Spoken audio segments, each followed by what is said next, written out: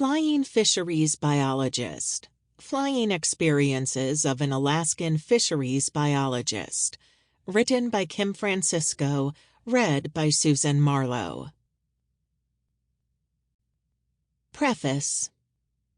If you read my first book, Alibi Mike and His Gang of Parasites on the State, thank you, and you already know a great deal about me.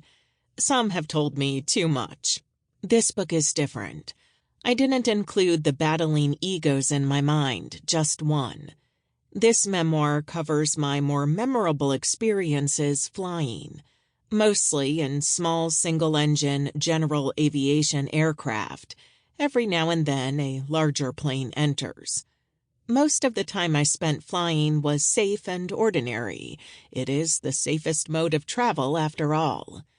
The many hours of doing the job and seeing Alaska were wonderful, and I miss them.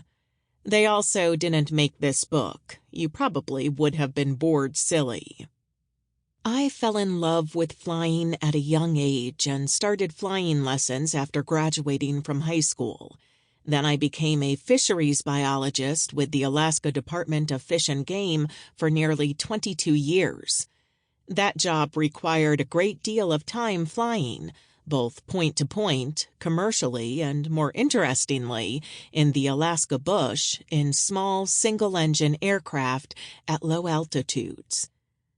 I now serve on a volunteer water quality, Rathbun Land and Water Alliance, where I live in Iowa.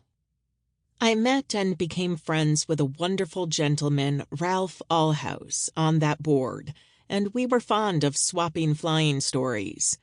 Ralph, who is my senior and a member of the Greatest Generation, started flying in the U.S. Navy as a Kingfisher pilot in World War II, but continued flying in small general aviation planes the rest of his life. He finally had to quit in his 92nd year due to his failing eyesight. He told me several times I should write a book of my flying experiences. I finally did. Prologue. As a child, like my friends, I was fascinated with airplanes and rockets. My father and I built model planes, plastic dust collectors, as my mother called them. Balsa wood and paper, rubber band-powered free-flight flying models were more interesting. Gas engine-powered control line models came next, but I got dizzy turning in circles with my control line models, so moved on to gas-powered free-flight models. The constant repairs and total loss of models that had many hours of construction in them, and engines that took a big bite out of my lawn mowing/babysitting income, discouraged my free-flight model ambitions. Then Dad and I discovered radio-controlled models. My mother was unhappy with the expense, some of which started coming out of the household budget, but Dad and I were hooked. We started small with a replica of the Cessna Skyline with throttle, rudder, and elevator control. It was beautiful. Of course, Dad had to fly it first. I successfully hand-launched the plane and Dad guided it away, climbing, descending, using the elevator and throttle controls. Then he made a 180-degree turn. I warned him, "Turn your back to the plane," they told us. They being the flyers at the local radio-controlled plane club. "I'm as good as those guys. I know the controls are reversed now," Dad replied. Only seconds later, as Dad tried to correct a drift off course, forgetting the controls were reversed, he over-controlled in the same direction as the drift.